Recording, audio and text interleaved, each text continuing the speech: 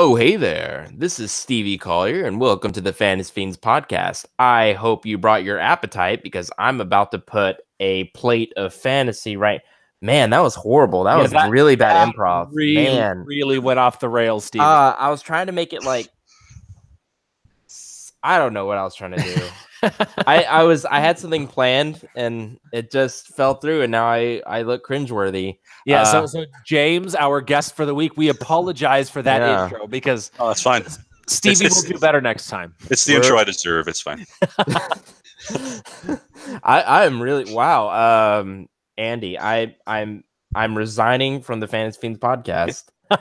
No, welcome to the Fantasy Fiends podcast. I'm your host, Stevie Collier, and je suis avec mon co-présentateur, Andy Peloquin, and we are with James today, and we're going to be talking, well, actually, you deserve your last name, which I don't know.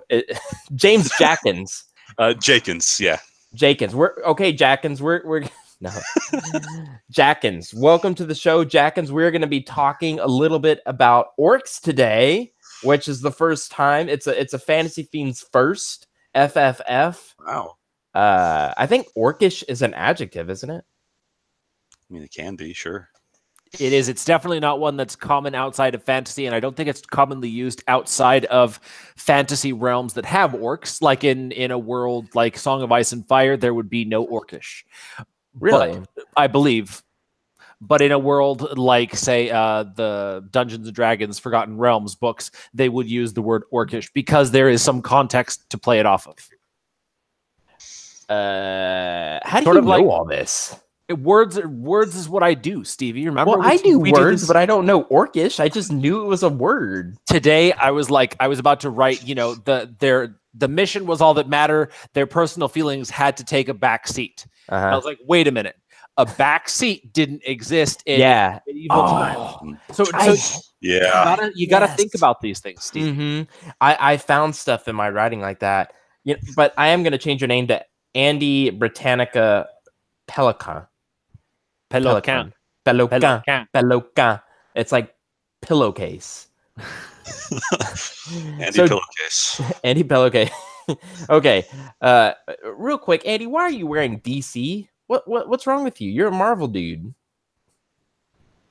Yeah, it's a trick. Maximum. That's funny. That's right. Maximum effort, guys. Maximum effort. No, so it's actually funny that DC's merchandise tends to be better quality than Marvel's merchandise. So the places where I buy the t-shirts and sweaters and stuff from, the colors, the quality of the shirts, things like that, DC is always better. I don't know why. It's just every time I've found that. See, Marvel movies are better, though. Marvel movies are better. DC TV is better. Well, DC TV in general. Marvel's Netflix shows, some of them are amazing. Yeah, I'm halfway through Daredevil, and I absolutely love it. Luke Cage looks really cool. Sweet Christmas. Luke Cage was fine. It was fine. I know my brother loved it. He was like watching it at 3 o'clock in the morning a lot. James, I can see by your shirt that's Captain America, isn't it? Yeah. Yeah, good man. Is that your favorite Marvel guy? No, I gotta say Spider-Man. Yes, mine too. That's something cool that happened this week, right? The new Spider-Man trailer. Oh yeah. Oh yes. I had to change my underwear 3 times, I think, while watching it. So good. So I love the new Spider-Man.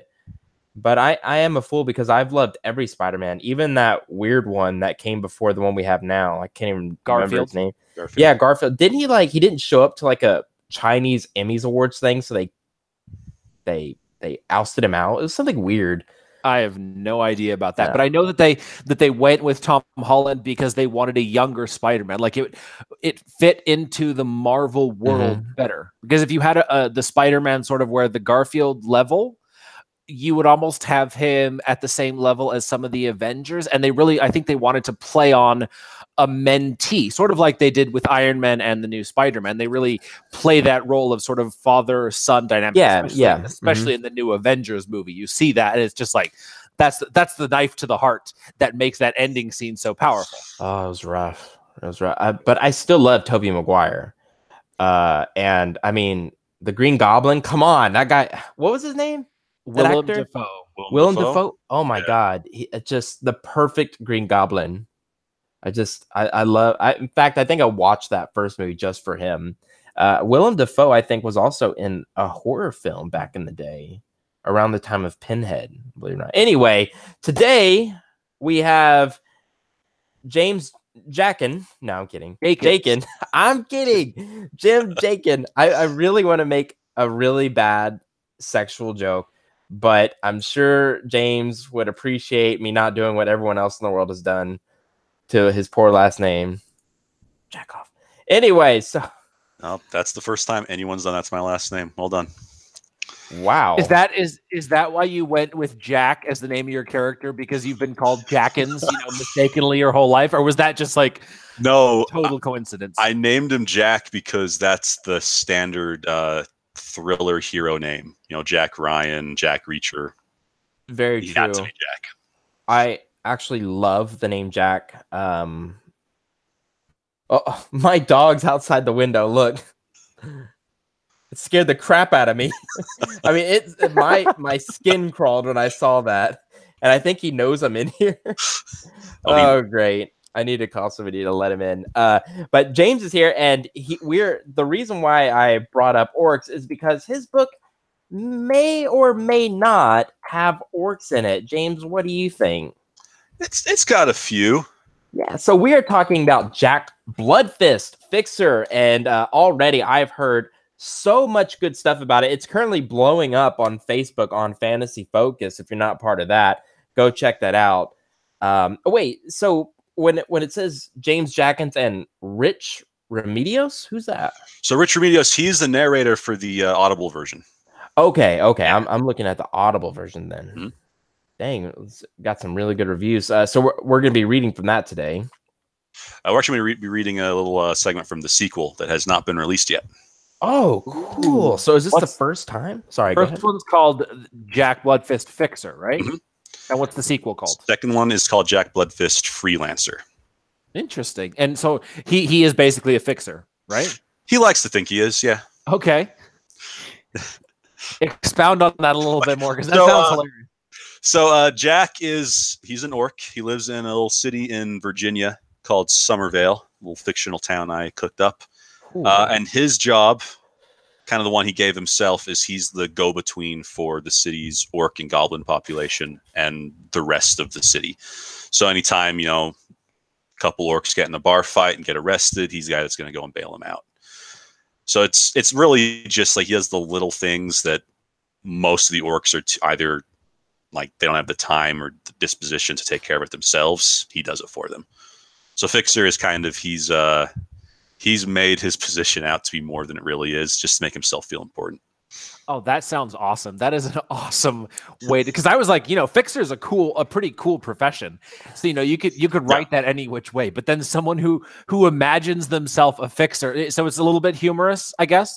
Yeah. It's actually, that's one of the things that most readers like highlight is the humor, that it's funny. It's got action as well, but I think the humor shines through the best. Very. I was gonna say it reminds me of. Oh wow, this book was released like 3 or 4 years ago. 2015. Yeah. Wow. It to me it has a very modern feel to it with the cover. And what was it also? It reminds me of Jason Statham's Mechanic. Okay. Yeah. Have you seen that movie? Jack would love that comparison. Yeah. Really? I mean, yeah. It's not as funny as, because Mechanic wasn't funny, but it reminds me because he was like the fixer guy who had to go kick some ass. And it's not a really well-known movie, but it's a good movie. I liked The Mechanic. Yeah. Did you really? You've watched it? Yeah, I've seen pretty much every Jason Statham movie. How could you? So you've seen Meg? Yes, just watched that a couple weeks ago. That ending was ridiculous. Everything about the movie was ridiculous, but it was exactly what it was supposed to be. So yeah, well, it's no spoiler if you probably realize Jason's gonna go hand to hand with that shark. And one of the reviewers wrote, if anyone could make fighting a giant shark work, it was Jason. So I'm a huge Jason Statham fan. So we're talking, and you have another book that I'm looking at here, and I actually really, really like the cover. It kind of reminds me of a Gears of War look. I'm not Gears of War. Guild Wars. Okay. Which one? It's the Knights of the Dead God. Knights of the Dead God. Yeah. Okay. Yeah. That's my newest release. That's it's a pseudo spin-off / sequel to Fixer. Okay, so it stars Jack's little 6-year-old niece and the antagonist from Fixer. They're the main characters. So another orc. So the little girl, she's a half orc, and the other guy is human. Gortusk, Micaiah Gortusk. Micaiah Gortusk. Yep. So like that's Gortusk. No, Gortusk is in tusks. Oh, I thought you were a playoff Gortusk. No, not intentional. Okay. Well, still, it's pretty cool. Yeah, thank you. Yes. So what we do at the beginning of the podcast is we talk about something cool. You were actually warned. You're one of the lucky authors. Andy spilled the beans. And this podcast, I kind of wanted to talk about New Year's resolutions. If you feel comfortable talking about that. Sure. So I'll let you think about that. But mine was, I want to spend more time on the French language as well as the Japanese language. I'd like to reach another level with my Japanese. I feel like I've kind of been not doing as good of a job as I could be with the kanji and the grammar. So that's a New Year's resolution, as well as to make healthier decisions and meditate more. So that was my New Year's resolution. And yeah, I would say that's also my good news, because all of that is really positive for me. So that's very cool. It's a cool New Year's resolution. James, what about you? Any New Year's resolutions? So this might be kind of a weird one, but I want to give myself more time away from the keyboard. Because it is right now, I go to the day job, I come home, I sit at my desk and I write. I kind of want to just give myself like weekends to maybe paint some minis or, play a video game every once in a while, just so I don't burn myself out too quickly. Really smart. That's smart. Yeah. That's actually sort of what my goal is too for the year. But what were you saying, Stevie? Oh, I was going to ask him, how many words a day do you write right now? So on a good weekday, I'll get 3,000-4,000 words. Wow, that's faster, with a day job. Yeah. God, you make me feel lazy. Really my day lazy. job isn't very labor intensive, so I get to spend all day thinking about what I'm going to write when I get home. So. Oh, okay. I got you. I feel like I have that hands up there. So. Yeah, so you'll be spitting out a lot of. Is this a new thing that you've been doing? Yeah, I've released 5 books now, and with the last release, I've kind of found the pattern that I like the way I write the books, that I can, because I wrote that one first draft around 3 weeks. Second draft took a month to polish up. So that's probably the quickest I've ever gone from first draft to final product. So I'm hoping with that I can keep that up, but still not kill myself. I just realized you are South African. I was born in South Africa, yeah. Okay, do you speak French? No. What? Stevie. What? South Africa, the other language is Afrikaans, and that's Dutch. Yeah. Stevie. Well, wait. I don't speak that either. There's parts of Africa where they speak French. Lots and lots and lots of parts of Africa. Africa's a big continent, yeah. South Africa was settled by the English and the Dutch. You just happened to pick one of the 10 countries that don't speak French. Hold on. I always get confused, because I was confused when I met people from Africa who spoke French. I was like, what? Because I didn't know that, but there's a lot of territories. Territories South Africa was home to the Boer Wars. It was mostly British and Dutch colonists. Exactly. I do not speak Dutch, though, before you ask that one. No Afrikaans? No Afrikaans. I learned a couple of the bad words a few years ago. I do not remember them. Okay. I was going to ask for a few, but those are the only ones I know. We moved to the States when I was 6, so you were there for a pretty good. I thought you moved instantly over, you're on vacation or something. Nope, my at least 2 or 3 generations back, we were South African. Can you do the South African accent? No, because when we moved here, I was put in school and kids made fun of the way I talked. So I got rid of the accent super quick, and I've never been able to replicate it. Oh, what man. does it sound like? South African is like a softer Australian. Yeah. It's actually for even me, who I really enjoy and sort of try to have an ear for accents, I have a hard time sometimes telling Australian apart from South African, because they make a lot of the similar sounds. Yeah, it is similar. Like growing up, my parents were always asked if they were from Australia. So I could definitely see that being a common. Yeah. It is a common misconception. They still have the accent? They do. I mean, they grew up there. I have spent more time in America than, there. So a famous South African is Trevor Noah. His accent is South African. Trevor Noah. Yeah, Trevor Noah is a perfect example. Before we move on, I was going to ask you if is there surf there? Surf? Like surfing? Yeah, surfing. Yeah. Okay. Because I mean, I never did, obviously, but I've heard all the, like I know a lot of South Africans that lived on the coast, and that was like their favorite thing to do. So, oh man, I bet that would be awesome. I definitely want to visit. So, Andy, what about you? My New Year's resolutions, like James, it wasn't about spending time away from the computer, but it was being more present for my family. So, for the last 6 months of the year, honestly, since I arrived in Canada at the end of May, I was basically nose to the grindstone. I believe I wrote about six books in that time, 6 books in 7 months. In the last 5 months, 5 books in 5 months, like hauling ass to get this series done, ready to launch next week. But now that I have all of these 6 books ready to go, my New Year's resolution is to take it a bit easier this year, to be more present for my family. Like if my kids want to go out for lunch, instead of saying I have to work this afternoon, take them out. Or my wife wants to take some time off because she's tired of work, I can take a day off from work without it killing my production schedule, things like that. Just being a little bit more present this year. Obviously, I'm still going to keep working hard, hauling ass, but being more available for my family. I feel like I'm the opposite. Like I've spent too much time with my family. Like any see, I should stop saying this, because I am speaking myself into existence with saying that I'm a procrastinator. But I believe that it's important to realize something and admit it to yourself so you can start working on it. And my big thing was, when a family member asked me to go do something, I would go do it, because I'm like, oh, my family is family, and you can't do all day just working or whatever, and you only have this one life, and like, yeah, but then you don't get any work done if you keep doing that. So my thing is like saying no, learning to say no.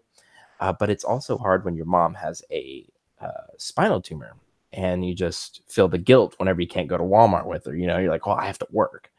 So yeah, it's something that I'm struggling with, but it's getting better every day. I think Andy knows I always complain about it, but it's getting better. It's getting better. Yeah.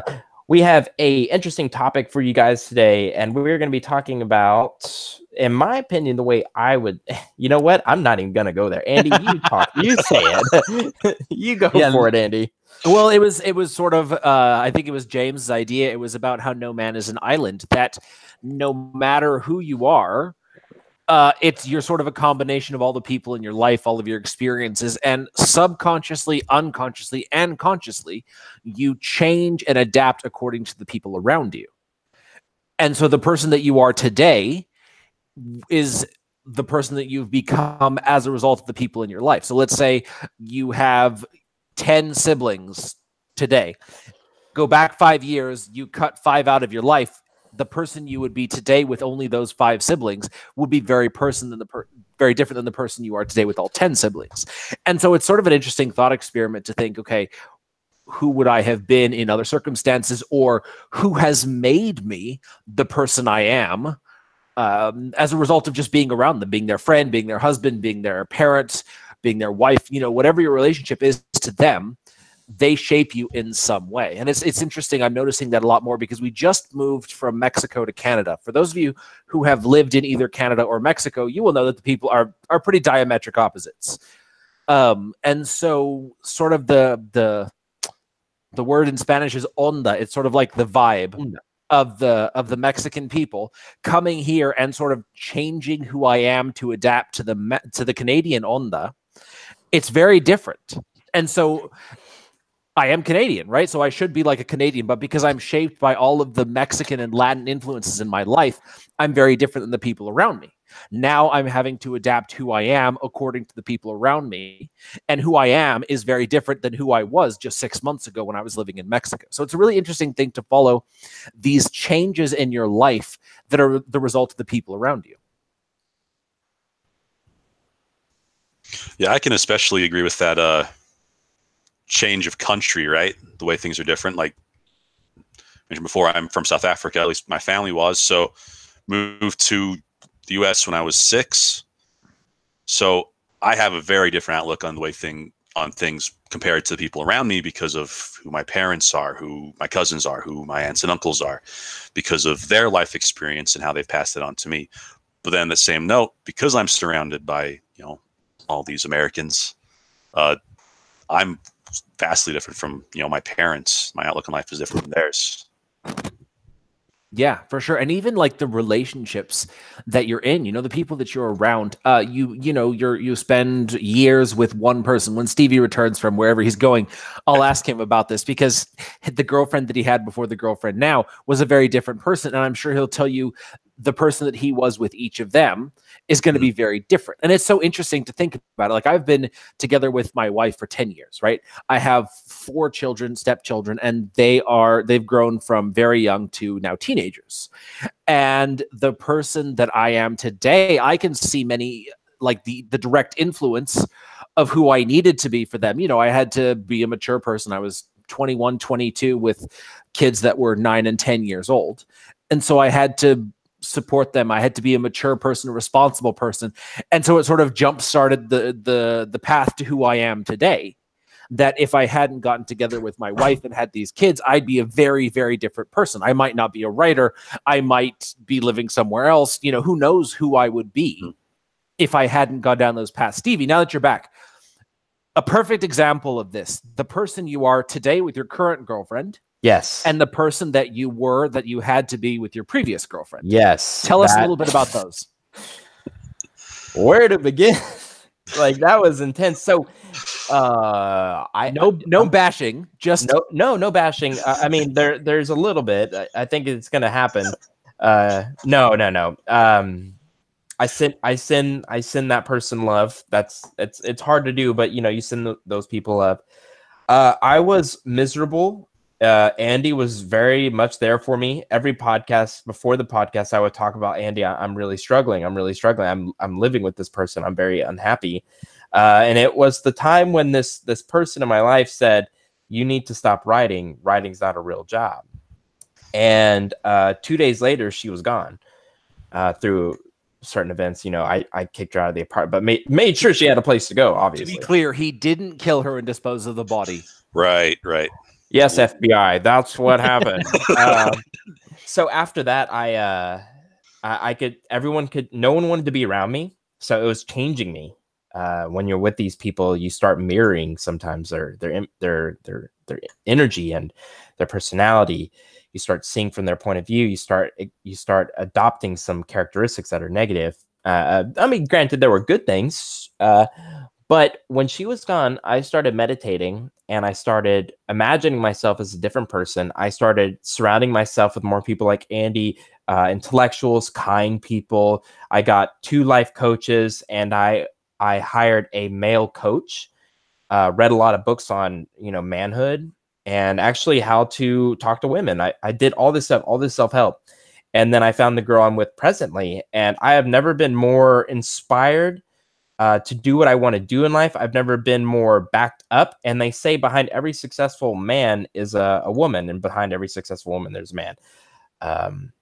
So yes, I mean, I could go on this topic for a long time. It's something very passionate. It's something that I've seen firsthand. Did that answer the question? Yeah, definitely. And I will say that the person that you are today on the podcast is very different than the person you were really a year ago. Not very different. For people who watch the podcast every week, like me. Yeah. Do you? Yeah. Well, no. Are you here? I'm in the podcast, so I have to watch that face across from me. But But I've seen a change in your personality, and it's small things, but over the course of every week, seeing a small change in Stevie today, and then a small change in Stevie next week, and then a small change later. Over the course of the year, the person you are is very different than the person that you were. And had you stayed with this girl, had you said, you know what, you're right, I'm done writing, the person you would be today, just a year, 6 months, however long ago, that time difference, the paths would have diverged so drastically. And so it's kind of scary in a way to think about who you might have been, who you could have been, who you might have been with the wrong person versus who you could be with the right person. And that's why it's so important, like you say, to fill your life with the people who are positive, who bring that uplifting energy to you. Yeah, it was a very scary decision when you're with someone for 6 years and that's all you know. You start thinking you'll never be able to find someone else. That was a big one. And then finally, just too much is too much. And let's say I did what this person wanted me to do. Andy, you wouldn't even know me anymore. The podcast would be no more. Like I wouldn't be a writer.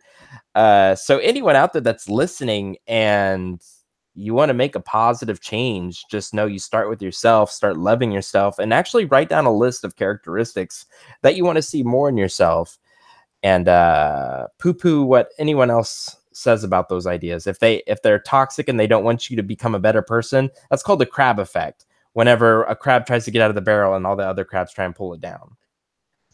I'm sorry. I'm turning this podcast into a self-help. No. What you're doing is you're flipping it around. You're taking it. You're making it an internal thing. But also, be aware of who's in your life. If the people in your life aren't providing some benefit, and I don't mean that you can take advantage of or get money from or all of that. But if these are people who are dragging on you, who are pulling you down emotionally, physically, mentally, spiritually, whatever it is, and they're not contributing something, then maybe it's time to consider cutting them out of your life. At the same time, the right person with the right battle, so to speak, can make you a better person. As someone in a relationship or in a marriage for years, you fight a lot, over everything.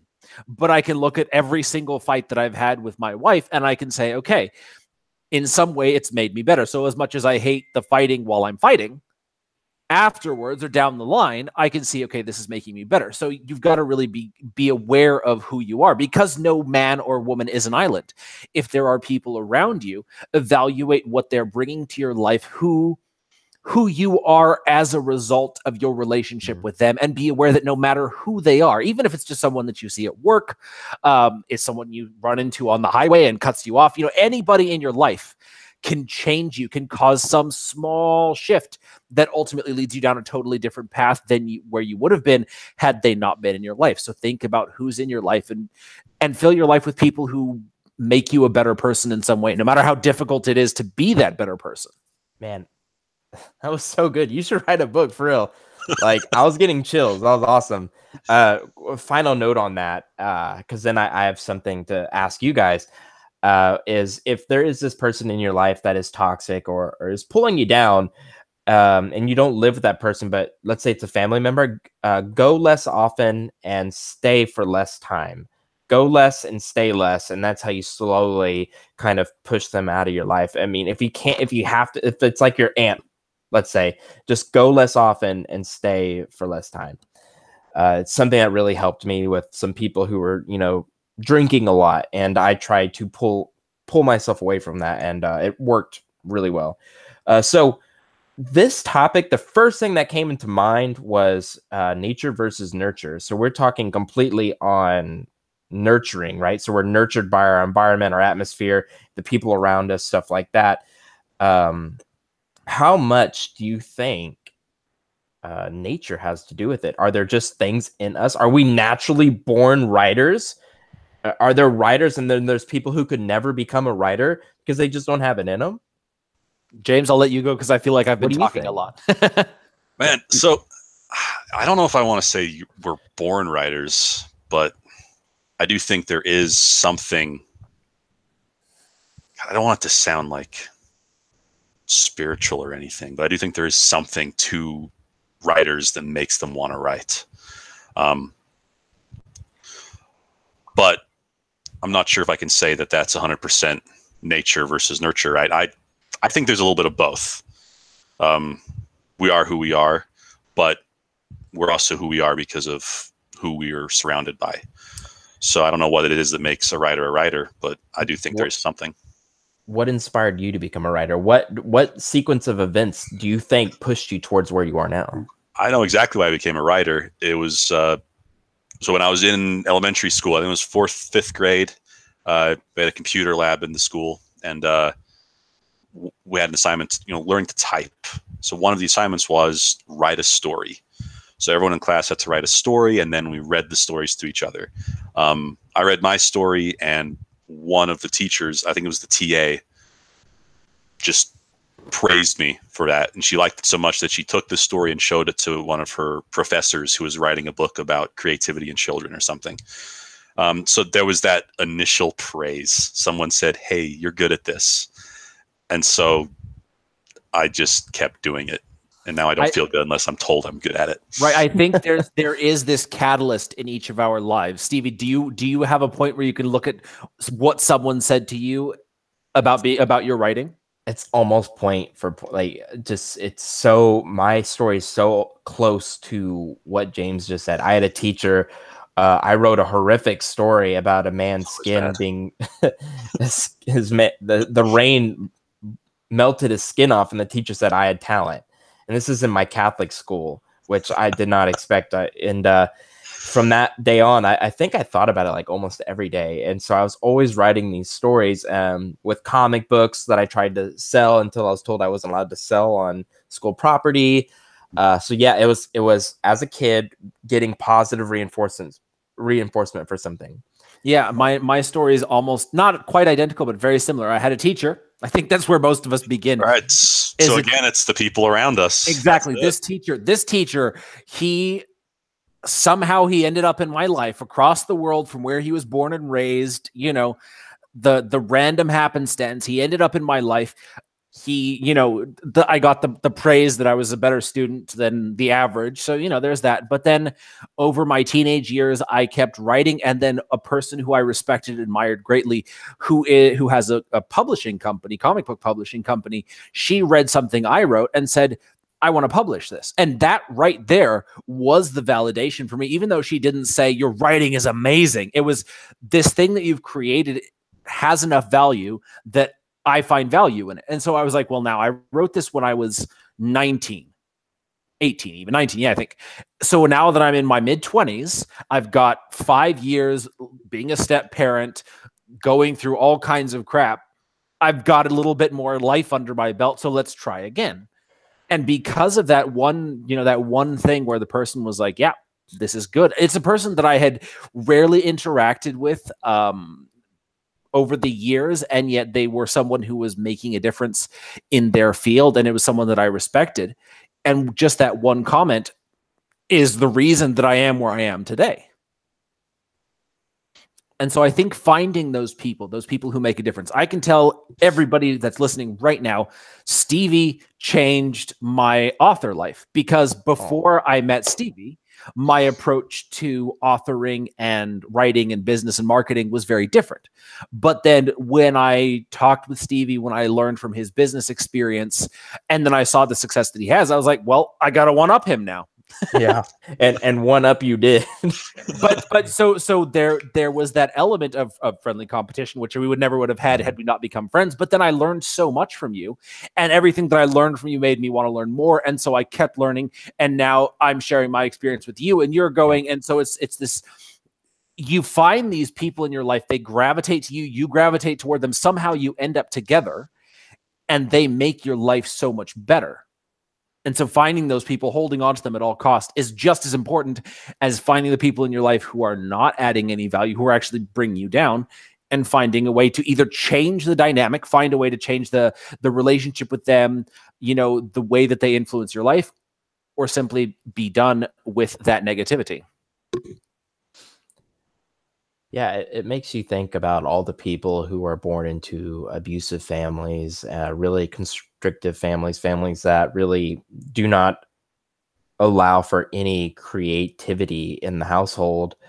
And it makes you grateful for what you have. I certainly am very grateful for how I grew up. I had two parents who said, you can do whatever you want in life. And with that mentality, I did just that, and I continue to do that. Just even now, it's at a higher level that I just have all these ideas, all these dreams. And I know I can realize them if I put my mind to it. And that's the problem being an ENFP. I have all these ideas and I want to do them all. So I'm like a jack of all trades. So I have to really focus on just being an author, which in my opinion is really important to stick with one thing. But James, I feel like real fast. I'm going to cut you off, Stevie, because I just wanted to go back to your question of nature versus nurture. Okay, yeah, please. I definitely agree with what James said in that there is a certain amount of nature that is required. We were talking about personalities. Was it on the podcast with Joshua Robertson? The Mind of the Creator? We were talking about how personalities, some are better suited to writing. And then at the same time, if you look at the spectrum of writers, there are literally every personality type under the sun. I am probably the least writerly personality type. I'm the commander, right? I'm not intuitive. I'm extroverted. I'm an ENTJ, right? So I'm not intuitive. I'm judgmental. There, my personality type doesn't lend naturally to creativity, but because of those personality elements that are part of being the commander, I have taken them and adopted them into my writing life, and it makes me a better writer. Maybe I don't have the intuition, the creative intuition that other people do, but I'm very judgmental about the way I approach the writing. So every personality type could be a writer with that nature, but then there has to be the nurture as well, the people in your life who provide value, the relationships that make you a better writer, a better artist in the way. And so I don't think that anybody could become a writer because not anybody has the hand dexterity to be a painter, right? I've tried. Trust me, I can speak from experience. Not everyone has what it takes to be an artist, but anybody can be, in the sense that there's no one personality type that is unique to creators. Anybody with the right personality type, the right talent, or with any personality type, talent, hard work, the right people in your life, you can become an artist, a creator of some sort. I think it is rare for, at least more rare or rarer for extroverts to become writers. Most writers I meet are introverts, but Andy, you're an extrovert. I'm an extrovert, and we do just fine. That is the weirdest thing for me to discover, that I was actually an extrovert, or the personality tests led me to that said I'm an extrovert. And I don't feel like I'm an extrovert, but then when I got that personality type, I was thinking about it, and I was like, yeah, as much as I struggle in social settings, I thrive, or I suffer without social engagement. So it's kind of weird, the things you discover about yourself. Yeah, like an indie scribe, you do just fine. Like you're all over the place with people. So I could see it. It is what it is. James, do you know your personality type? I don't know the letters. I'm definitely more on the introvert side of things, though. Really not great at the social interactions. Yeah, see, that's who we usually meet with. I can only, I think, count on my hand how many people we meet that are extroverted. I think J.M. Butler, Joshua Robertson, and then a few others. But hey, should we do the reading today? Yeah, we probably should. We've been skipping it a few times, or I think I've just been on a few other podcasts that haven't had readings. Let's see. I think I actually... Hold on. We're going to read the original scene that he sent us. Okay. Is it the freelancer reading? Yes. Okay, or free... Oh, the first one, A. Yeah. Okay. All right. I sent the other one as an option if Andy wanted to do his Irish accent, but... Uh-oh. We opted to go for this one instead. I haven't practiced Irish enough. I default to Scottish too easily. I can't do any accent, so me neither. I wouldn't have been able to tell the difference. So how do you usually do this? So you are the director of this scene. You tell us if you want to read if you want to be the narrator, if you want to do the character voice, and you assign parts to us. All right. And a little bit about the scene too, I think would help. Sure, yeah. So I'll give you the background for the scene first. Not only know which characters have dialogue in there. This is a scene pretty close to the beginning of Freelancer, which, as I mentioned before, is the sequel to Jack Bloodfist Fixer. In this scene, it's the kind of cleanup after an incident at a job that Jack acquires at the end of the first book. He's the security guard at a werewolf club. Basically, what that means is some rich werewolf built a cabin out in the woods and then built a bunker underneath it. And every full moon, he and all the other werewolves in town go and lock themselves in. And Jack's job is just to watch the security camera, make sure everything goes okay. One of them gets out, and he has to deal with that. And this is kind of the aftermath of that. So the primary character is going to be Jack. And then he has a phone conversation with a elven detective named Detective Halderson. There's her, the vet, Dr. David Tersey, and then the wife of the werewolf that Jack had to deal with. They are the 4 characters. So all in the scene? On the scene, yep. Oh, wow, okay. All right. Primarily, it's Jack and the wife, but it's a short phone conversation at the beginning of the scene. So, do you guys have preferences? I'll do Jack. You want to do Jack? Okay. I figured. I'll be the wife. Okay. Stevie, do you want to be the detective as well? Sure. Detective Halderson. And then, yes. Okay, and I'll just read the prose. That sound good? That sounds awesome. Sounds good. All right. Are we ready? Yes. We are. Yes, sir. Okay. The good news was that Mike's had been the only open cell. There was no evidence of tampering and no indication that any of the others would open. To be safe, though, I went to every door in the basement and made doubly sure they weren't going to open.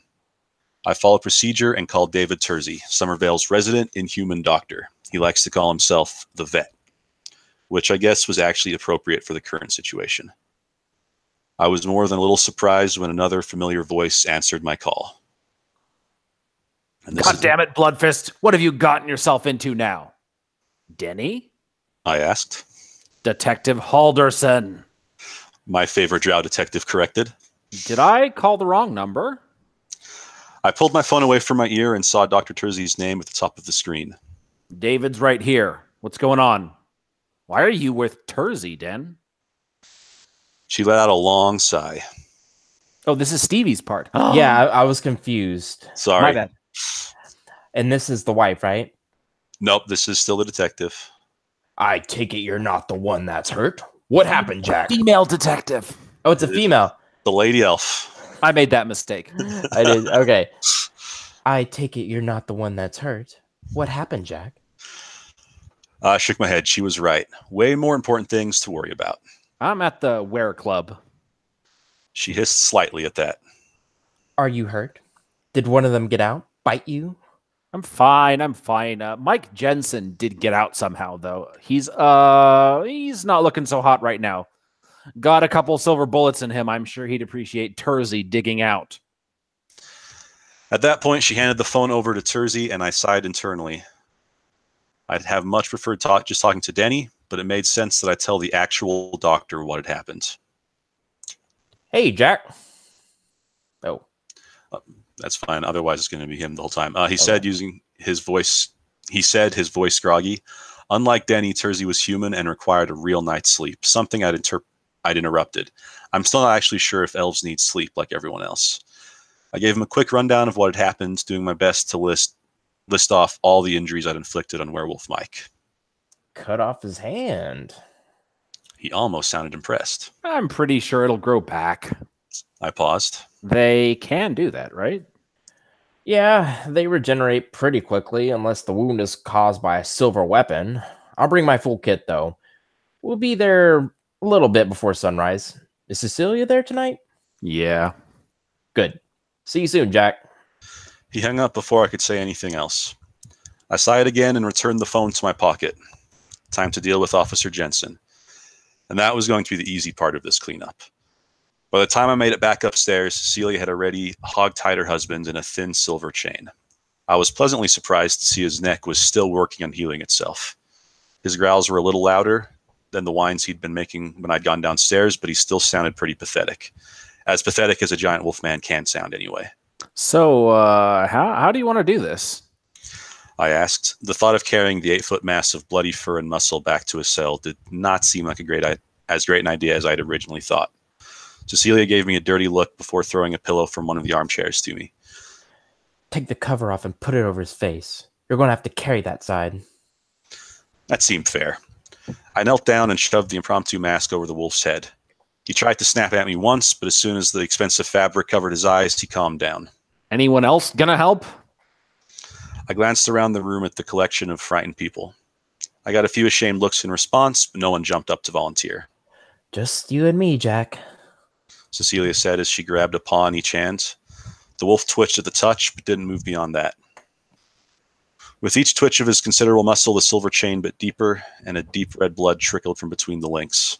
Sorry, Mike, I whispered as I bent down and heaved him up. He snapped in response, but no teeth tore through the fabric to rip out my throat.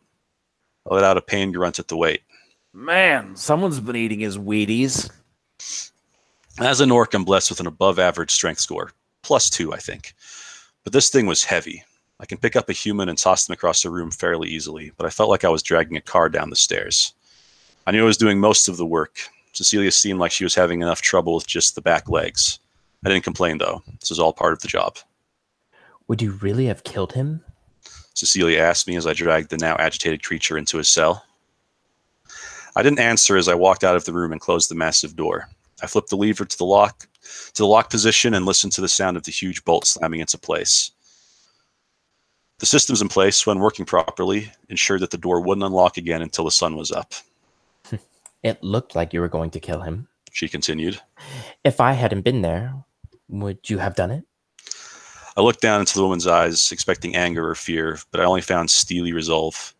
Orc women are strong. They can hold their own against anything. And growing up, I had the strange expectation that no other species could pull that off. I've come to learn that human women are just as strong as their sisters of other races. I considered carefully before nodding. It's what Kirk pays me to do. I'm sorry. She shook her head. Don't be sorry. Mike never would have forgiven you if he'd managed to hurt someone, but thank you for not doing it. We stood in awkward silence for a moment. I had no adequate response. How do you answer that? You're welcome. It was a pleasure to not chop your husband into 100 little pieces and then shoot him in the head with a silver bullet. Even if that is the right response, I would have felt weird saying it out loud. Instead, I just nodded. We should head up. Yeah. She agreed. I need a drink. She took the steps 2 at a time. I didn't try to keep up. I was suddenly tired. My adrenaline had worn off, and I just wanted to sit down. Strength score. Is that yes. That thing in this world?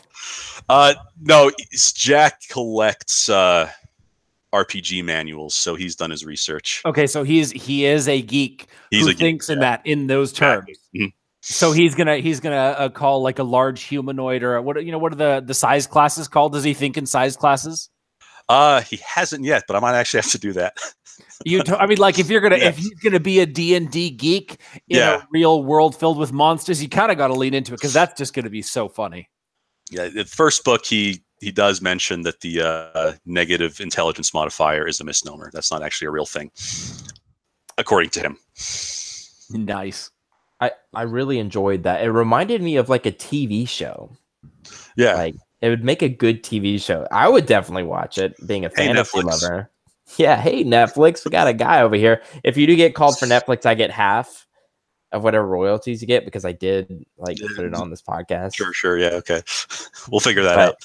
I actually really did enjoy that. It was so unique. What a great concept for a book. I haven't yet seen anything like it. Andy, have you? I have not. You know, it reminds me a little bit of Glenn Cook's Garrett Files. Just the concept of so Garrett PI is a private detective. It's in a fantasy world, not a urban fantasy world, but it just had sort of that snarky, dry humor that made I loved the Garrett Files. So it's a comedy. Yeah. No, I take it as one. I'm good with that. It's been compared to the Dresden Files. I've had one person say it's the Dresden Files, but with an orc and a more realistic libido. more realistic libido. Yeah. Awesome. Well, is there anything else we want to add on this topic? I think we kind of talked a lot, so Yeah, that's usually how it goes. And I actually didn't talk for the whole podcast this time. I get an award or something for not talking the whole podcast. Yeah, like I feel like your award is being able to come back next week and do it again. Yes, it's a good prize. Yes, it is. So James, where can people find you? So you can find me on Facebook at James Jakins Author, or I have a new fan page on there called Jack's Place. And then I'm on Twitter as a Bethtiva, Bethteva, or you can just Google me, James Jakins, Jakins. And I got 5 books out, and each one is they're all kind of unique. I think you're not going to get the same experience from any one of them. So I don't know why, but for some reason I had you blocked. Oh, harsh. No, I'm just jacking with you. sorry. I one more really bad joke before we end this podcast. Is that how long your beard? Is that a real beard in your profile pic? Which profile? The Facebook? one with your shirt off with the abs? Oh yeah, that's definitely me. Yeah. If there's abs, it's got to be me. It looks like you. No, I don't know. I'm just stalking you. I'm adding you though, by the way. Everyone go add James and follow his new. What's your new page? So it's Jack's Place. Jack's James Place. Jakins fan page. Yeah, there's only like 21 members at the moment, so please. Groups are hard to do. Starting strong, that army will grow. Yeah. Yep, I'm actually about to start mine. I've been thinking about Collier's Conquerors. You can call them the Dark Blade Assassin fans, because evidently, a couple weeks ago in the podcast, he was like, "I'm Stevie Collier, and author of Dark Blade Assassin." I was like, "Oh, that's mine." Well, not anymore. He said it on the internet. It says. If you love Stevie Collier, go buy Dark Blade Assassin. Yeah, I'll say that any day. Perfect. It says Andy on there, but don't worry about that. It's really me. Pen name. Exactly. Rajin said, award for not taking the podcast into a weird sexual direction. First time ever. True. This is the first time that Stevie hasn't gone off on a tangent. That deserves an award. I feel like I missed out. Yeah. Oh, well, here you go. Penis. There we go. Done. Yeah. Yeah, there it is. I loved how I didn't bring up penis for Lindsay Baroker's podcast, and that was poop in that episode too. And it just kills me to this day. That's just funny. It wasn't me either time. Well, maybe it was. I don't remember. That was a long time ago. Oh God. Jack, real quick before I go, how do you spell Jack's Place? Because I can't find it. Jack. S Place. S Place. Yeah. Okay, I'll find it. All right. And do you have a website? JamesJakins.com will take you to my blog, which I never update, but it's there. Rebecca just said hump the computer again. All right, I see what people think of me now. With that, I think we're going to go ahead and end this podcast. Is there anything else we want to discuss before we end this? No, just next week we've got the awesome CT Phipps coming on to discuss his Wraith series. I don't actually know the title of the series. I know it's Wraith Knight and Wraith Lord, and I've read some of his stuff, and he's an awesome writer, so I'm really excited to have him next Thursday night. Wait, who is it? CT Phipps, Charles Phipps. Oh, Phipps. That's a cool last name. Yes, and please go and grab James Jakins. Got it. James Jakins' his book, and he has a sequel coming out, which is The Freelancer, and the first book is The Fixer. So go ahead and grab that. Guys, we hope you had a wonderful time at the Fantasy Fiends podcast. Please remember to like and subscribe. If not for Andy, do it for me, because we all love me. Maybe not so much Andy, especially without that beard. Ooh. I know. Just kidding. I'm kidding. You're sexy by this time next week, my facial hair will be about on par with yours. Okay, really? I don't know. We'll see. It's been so long since I've shaved. I don't really know. Yeah, gonna find out. But it won't take long. Basically, if I don't shave once a week, I look super bushy. So it'll be a couple of weeks at most. I'm excited to see the progress of your beard throughout every Thursday's podcast. Like if you go back and about 30 episodes, you'll see my hair slowly getting longer. Like this is how long it is now. So below my lip. Wow, that's awesome. For everybody, for the 400 subscribers, Stevie's going to cut his hair. No, that is not happening. That is not happening. No, it's not. I work too damn hard on this hair. Like I spend at least 20 minutes on my hair, and I really wish I hadn't said that just now. And for 500 subscribers, I'm gonna fly to Texas and snip his man bun off live on the Fantasy Fiends podcast. That's how I lose my power, though. I will find something. Like for some reason, I had this thought that I would come on the air shirtless, but that's not a big enough deal. Sadly, thank God that's not the thing. Thank God. I don't know. We'll think of something. It's got to be something weird. But cool. No, I don't know. Maybe.